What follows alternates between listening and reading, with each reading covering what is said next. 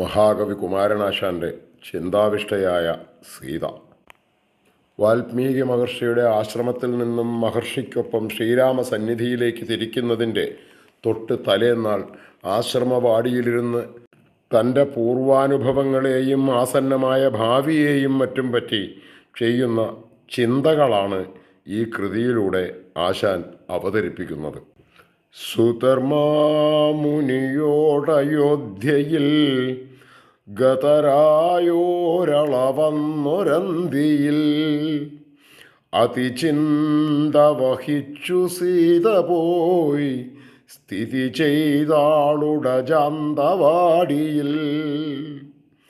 അരിയോരണി പന്തലായി സതിക്കൊരു പൂവാക വിതീർത്ത ശാഖകൾ ഹരിനീല തൃണങ്ങൾ കീഴിരുന്നരുളും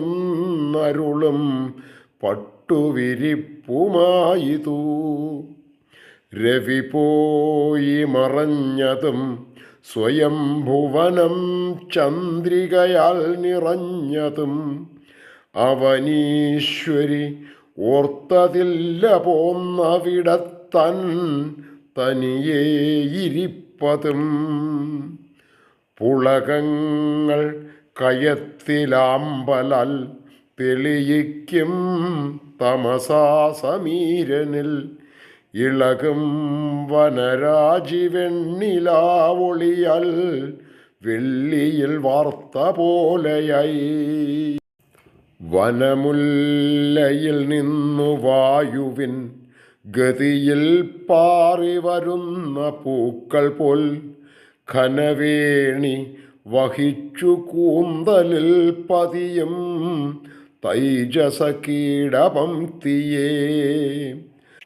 പരിശോഭ കലർന്നിതപ്പൊഴാ പുരിവാർകുന്തളരാജി രാത്രിയിൽ തരുവാടിയിലൂടെ കണ്ടിടുന്നൊരു താരാപഥഭാഗമെന്ന പോൽ ഉടൽ മൂടിയിരുന്നു ദേവി തന്നുടയാടത്തളിരൊന്നു കൊണ്ടുതാൻ വിടപങ്ങളൊടൊത്ത കൈകൾ തൻ തുടമേൽ വച്ചുമിരുന്നു സുന്ദരി. ഒരു നോട്ടവുമെന്നി നിന്നിതേ വിരിയാതൽപ്പമടഞ്ഞ കണ്ണുകൾ പരുഷാളക പംക്തി കാറ്റിലഞ്ഞുരസുമ്പോഴുമിളക്കമെന്നിയേ. അലസംഗി നിവർന്നിരുന്നു മെയ്യലയാതാനതമേനിയെങ്കിലും അയവാർന്നിടയിൽ ശ്വസിച്ചു നിയമം വിട്ടൊരു തെന്നൽ മാതിരി. നിലയന്നിയ ദേവിയൾക്കകത്തല തല്ലുന്നൊരു ചിന്തയാം കടൽ പല ഭാവമണച്ചു മെല്ല നിർമ്മലമാം ചാരുകവിൾത്തടങ്ങളിൽ. ഉഴലും മനതാരടക്കുവാൻ വഴി കാണാത വിചാരഭാഷയിൽ അഴലാർന്നരുൾ ചെയ്തി തന്തരാമൊഴിയോരൊന്നു മഹാമനസ്വിനി. ഒരു നിശ്ചയമില്ലയൊന്നിനും വരുമോരോ ദശ വന്ന പോലെ പോം വിരയുന്നു മനുഷ്യനേതിനോ തിരിയാലോക രഹസ്യമാർക്കുമേ. തിരിയും രസബിന്ദു പോലെയും പൊരിയും നെന്മണിയെന്ന പോലെയും ഇരിയാതെ മനം ചലിപ്പുഹാ ഗുരുവായും ലഘുവായുമാർത്തിയൽ. ഭുവനത്തിനു മോടിക്കുട്ടുമ സുഖകാലങ്ങളുമോർപ്പതുണ്ടു ഞാൻ. അവ ദുർവിധി തൻ്റെ ധൂർത്തെഴും മുഖഹാസങ്ങൾ കണക്കമാഞ്ഞതും. അഴലേകിയ വേനൽ പോമുടൻ മഴയാം ഭൂമിയിലാണ്ടുതോറുമേ പൊഴിയും തരുപത്രമാകവേ വഴിയേ പല്ലവമാർന്നു പൂത്തിടും.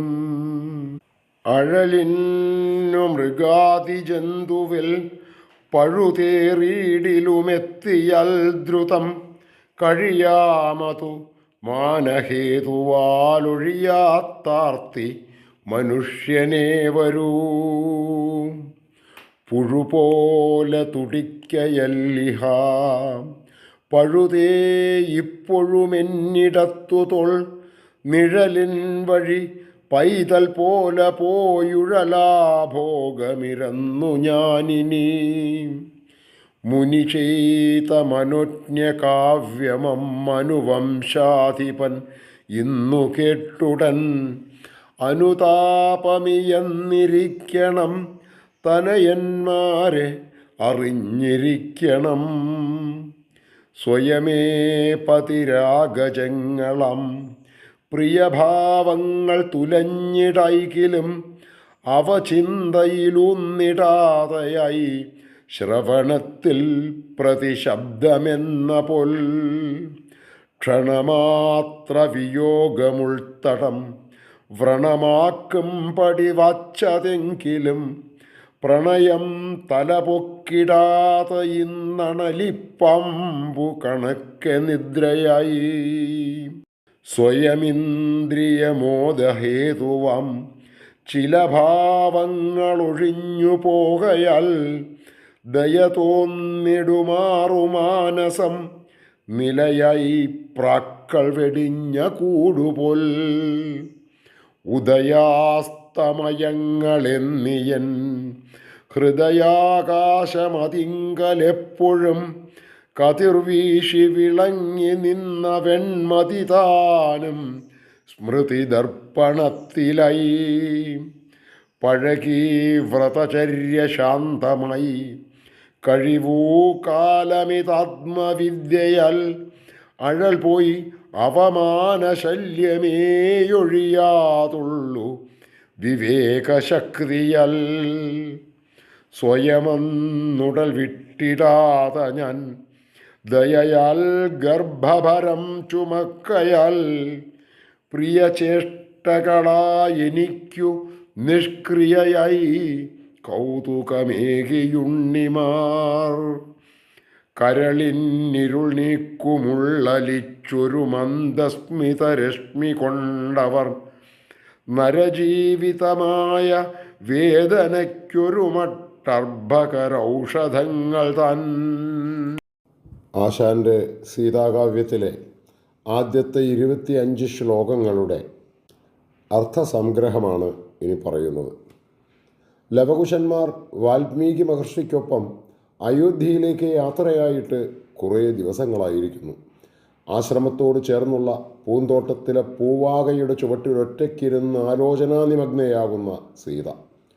പൂത്തുനിൽക്കുന്ന പൂവാകയുടെ പച്ചപ്പാർന്ന ഇലച്ചാർത്തുകളടങ്ങിയ ശാഖകൾ അണിപ്പന്തലായും താഴെയുള്ള പച്ച പുൽനിര ഹരിതകമ്പളം വിരിച്ചതായും കൽപ്പിക്കുന്നു കവി. സന്ധ്യാവേളയിൽ സൂര്യൻ മറയുന്നതും നിലാവ് പരക്കുന്നതും അറിയാതെ ശ്രീരാമചന്ദ്രൻ്റെ രാജ്ഞിയായ സീത അവിടെ ആ ആശ്രമവാടിയിൽ തനിയേ ഇരിക്കുന്നു. അലസമായി തമസാനദിയിലെ കുഞ്ഞോളങ്ങളെ തഴുകിയെത്തുന്ന കാറ്റേറ്റ് ആശ്രമഭാഗത്തെ നദീപാർശ്വങ്ങളിൽ ആമ്പൽപ്പൂക്കൾ വിടരുന്നതും നിലാവിൽ വനരാജി വെള്ളിയിൽ വാർത്തു തീർത്തതുപോലെയും കൽപ്പന ചെയ്തിരിക്കുന്നു കവി. സീതാദേവിയുടെ സമൃദ്ധമായ കേശഭാരത്തിൽ സമീപത്തുള്ള കാട്ടുമുല്ലകളിൽ നിന്ന് പാറിവരുന്ന പൂക്കളെപ്പോലെ തോന്നും വിധം മിന്നാമിനുങ്ങുകൾ പറന്ന് പറ്റിക്കൊണ്ടിരിക്കുന്നു. അതാവട്ടെ മരച്ചില്ലകൾക്കിടയിലൂടെ കാണുന്ന നക്ഷത്രാഞ്ചിതമായ താരാപഥമെന്ന് തോന്നുന്നു എന്നും കവി വിവക്ഷിക്കുന്നു അവിടെ. വിയോഗിനി വൃത്തത്തിൽ എഴുതപ്പെട്ട ആ കാവ്യത്തിൻ്റെ 7 മുതൽ 10 വരെയുള്ള ശ്ലോകങ്ങളിൽ ദേവിയുടെ ശരീരപ്രകൃതിയെയും ചിന്തയെയും ധ്വനിപ്പിക്കുന്നു. ശരീരം മുഴുവൻ മൂടിയിരുന്നു കൊണ്ട് മെലിഞ്ഞു നീണ്ട കൈകൾ തുടയ്ക്കുമേൽ വെച്ച് നിലീമിത നേത്രയായി അലസമായി പാറിപ്പറക്കുന്ന കുറുനിരകളോടുകൂടി ഇളകാതെ ഇരിക്കുന്ന ദേവിയുടെ ആന്തരികമായ വിചാരധാരയുടെ ഗതിക്രമത്തെ ഇവിടെ ദ്യോതിപ്പിക്കുന്നു. ക്രമരഹിതമായ നെടുവീർപ്പുകൾ, മനസ്സിൽ പ്രക്ഷുബ്ധമായ കടൽ പോലെ ചിന്തകൾ ആർത്തിരമ്പുമ്പോൾ നിർമ്മലമായ ആ ചാരു കവിൾത്തടങ്ങളിൽ പല ഭാവങ്ങൾ മിന്നിമറയുന്നുണ്ടായിരുന്നു. 11 മുതൽ 13 വരെയുള്ള ശ്ലോകങ്ങളിൽ സീതാദേവിയുടെ അകത്തടത്തിൽ ഇരമ്പിയെത്തുന്ന പൂർവസ്മൃതികൾ ഒതുക്കുവാനാകാതെ മനസ്സുകൊണ്ട് സമാധാനിക്കുന്നു. ആർക്കാണ് ഈ ലോകരഹസ്യം മനസ്സിലാക്കുവാനാവുക എന്ന് ചിന്തിക്കുന്നു. ഒന്നിനും ഒരു നിശ്ചയവുമില്ല. ഓരോ ദശാസന്ധികൾക്ക് അനുസരിച്ച് മാറി മറിയുന്നതാകാം ഇവയെന്ന് ആത്മഗതം കൊള്ളുന്നു. ക്രമരഹിതമായി ചലിക്കുന്ന രസബിന്ദു പോലെയും പൊരിയുന്ന നെന്മണി പോലെയും മനസ്സടങ്ങാതെ ആർത്തിയാർന്ന് ചലിച്ചുകൊണ്ടിരിക്കുന്നു. ഹൃദയത്തിൻ്റെ അഗാധവും ഉത്താനവുമായ വികാരഭേദങ്ങളെയും അവയുടെ നൈര്യന്തര്യത്തെയും പ്രകടമാക്കുന്നു ഇവിടെ. 14 മുതലുള്ള ശ്ലോകങ്ങളിലാവട്ടെ ഭോഗയോഗ്യമായ ബാഹ്യലോകത്തിൻ്റെ മോടിയോടുകൂടി ഭർത്താവ് ഒന്നിച്ചു കഴിഞ്ഞ സുഖകാലങ്ങളെക്കുറിച്ച് ഓർമ്മിക്കവേ അവ പൊടുന്നനെ ദൂർത്തമായ ദുർവിധിക്ക് കീഴ്പ്പെട്ട് ഒരു കള്ളപ്പുഞ്ചിരി കണക്കെ ആ നല്ല കാലങ്ങൾ മാഞ്ഞുപോയതും ഓർമ്മിക്കുന്നു. ആണ്ടുതോറും വന്നു പോകുന്ന വേനലിനും വർഷത്തിനും സമാനമായി സജ്ജമാകുന്ന തളിർക്കലും കൊഴിച്ചലും പോലെ ജീവിതത്തിലും സുഖദുഃഖങ്ങൾ വന്നു പോകുന്നു എന്ന് സമാധാനിക്കുകയാണിവിടെ. മൃഗാദി ജന്തു വിഭാഗങ്ങൾക്ക് വേദനയും നിരാശയും ഒക്കെ ഉള്ളതാണെങ്കിലും ആത്മാഭിമാനത്തിനേറ്റ മുറിവ് മരണം വരെ നിലനിൽക്കുന്നത് മനുഷ്യനു മാത്രമേ ഉള്ളൂ എന്ന പരമാർത്ഥത്തെ കവി ഇവിടെ ചൂണ്ടിക്കാണിക്കുന്നു. 16-ാമത്തെ ശ്ലോകത്തിൽ കവി ദേവിയുടെ മനോവികാരമെന്ന വണ്ണം വിവക്ഷിക്കുന്നു. ഇവിടെ നായികയായ സീതാദേവി തനിക്ക് അനുഭവപ്പെട്ട മാനഹാനിയും അതിലൂടെ വന്നു ചേർന്ന ഹൃദയശല്യവും ശോകവുമൊക്കെ വെളിപ്പെടുത്തുന്നു. 17-ാം ശ്ലോകത്തിലാകട്ടെ സ്ത്രീജനങ്ങൾക്ക് ഇടതുഭാഗം തുടിക്കുന്നത് പ്രിയ സമാഗമ സൂചകമാണ് എന്ന് പഴമൊഴിയെ മുൻനിർത്തി അതിനോടുള്ള വിരക്തി പരുഷമായ ഭാഷയിൽ വ്യക്തമാക്കുന്നു. പുഴുപോലെ തുടിക്കയെല്ലിഹ പഴുതേ ഇപ്പോഴും എന്നിടത്ത് തോൾ എന്ന പ്രയോഗത്തിലൂടെ തൻ്റെ പുത്രന്മാരോടൊത്ത് ആചാര്യൻ അയോധ്യയിൽ എത്തിക്കാണും. അദ്ദേഹം രചിച്ചിട്ടുള്ളതും ലവകുശന്മാരെ പഠിപ്പിച്ചിട്ടുള്ളതുമായ ശ്രീരാമദേവചരിതവും മനോജ്ഞവുമായ കാവ്യം തൻ്റെ പുത്രന്മാരുടെ ആലാപനത്തിലൂടെ രാജാവ് കേട്ടുകാണും. അതു കേൾക്കവേ അദ്ദേഹം അനുതാപഗ്രസ്തനായി പുത്രന്മാരെ തിരിച്ചറിഞ്ഞിട്ടുണ്ടാവും. ആ നേരത്ത് തന്നെക്കുറിച്ചും ചിന്തിച്ചിട്ടുണ്ടാവാം എന്ന് സീത ചിന്തിക്കുന്നതായി കൽപ്പിച്ചിരിക്കുന്നു. തുടർന്ന് ഭർത്താവത്തുള്ള സുഖകാലത്തെ ചിന്തകൾ മനസ്സിനെ അലട്ടുന്നു എന്ന് ധ്വനിപ്പിക്കുകയും ചെയ്യുന്നു. പതിയോടൊത്ത് കഴിഞ്ഞ നാളുകൾ അവസാനിച്ച് വിയോഗകാലത്താണ് താൻ ഇപ്പോഴുള്ളതെങ്കിലും രാമനോടുള്ള പ്രണയം വിഷജീവിയായ അണലിപ്പാമ്പിനെപ്പോലെ മനസ്സിനെ അലട്ടുന്നു എന്ന് കവി ദ്യോതിപ്പിക്കുന്നു. ഇന്ദ്രിയ സുഖഹേതുവായ കാമനകൾ ഒഴിഞ്ഞുപോയെങ്കിലും അത് സൃഷ്ടിച്ച ശൂന്യത പ്രാവുകൾ ഒഴിച്ചുപോയ കൂടുപോലെ ശൂന്യമായിരിക്കുന്നു എന്ന് ചിത്രീകരിക്കുന്നു കവി. ആശ്രമജീവിതത്തിൽ സാധനയിലൂടെ നേടിയ ആത്മവിദ്യയാലും തത്വജ്ഞാന അഭ്യാസത്താലും തപസ്സിനാലും ശാസ്ത്രജ്ഞാനം കൊണ്ടും വിവേകശക്തിയാൽ സംസാര ജീവിതത്തിലെ ദുഃഖങ്ങൾ വിസ്മൃതമായി എങ്കിലും ഭർത്താവിനാൽ പരിത്യജിക്കപ്പെട്ട വേദന മറക്കാനാകുന്നില്ല എന്നാണ് കവി വിഭാവന ചെയ്തിരിക്കുന്നത്. പരിത്യക്തയായ താൻ ആത്മാഹുതി നടത്താതെ ജീവിച്ച് ഗർഭഭരം ചുമന്ന് താൻ ജീവൻ നൽകിയ പുത്രന്മാരുടെ പ്രിയ ചേഷ്ടകൾ കണ്ട് കഴിഞ്ഞ കാലത്തെ സങ്കടക്കടലിൽ നിന്നും തനിക്ക് ഒരളവ് വരെ മോചനം ലഭിച്ചു എന്ന് കവി ദ്യോതിപ്പിക്കുന്നു. മനസ്സിലെ വികാര വിക്ഷോഭങ്ങളെ അലിയിച്ചില്ലാതാക്കാൻ പുത്രന്മാരുടെ മന്ദസ്മിത രശ്മികൾക്കായി എന്നും അത് നരജീവിത വേദനകൾക്കുള്ള ഔഷധമായി തീർന്നു എന്നും ഇവിടെ വ്യക്തമാക്കുന്നു.